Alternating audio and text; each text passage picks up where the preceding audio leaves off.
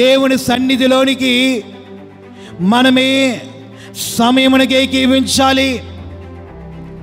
రెండవదిగా దేవుని వాక్యములో నుండి, దేవుని ఆరాధనలో నుండి మనము లేచి బయటికి వెళ్ళకూడదు. అది ఎంత మంచిదైనా చెడ్డదైనా నీవు బయటికి వెళ్ళకూడదు. ఎన్నిసార్లు లోపల బయటికి తిరుగుతున్నావు? దేవునికి, దేవుని వాక్యానికి నీవు ఇచ్చే విలువే కనపడుతుంది. ఓ ఫోన్ వస్తే బయటికి వెళ్ళిపోతాం, ఓ పిలుపు వస్తే బయటికి వెళ్ళిపోతాం.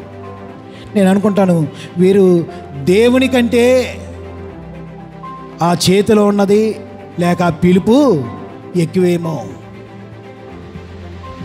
జాగ్రత్త సుమా. దేవుని సన్నిధిలోనికి వచ్చిన నీవు హృదయపూర్వకంగా దేవునికి పాత జీవితం విడిచిపెట్టి నీ జీవితం క్రొత్తగా దేవునికి ఇవ్వాలి.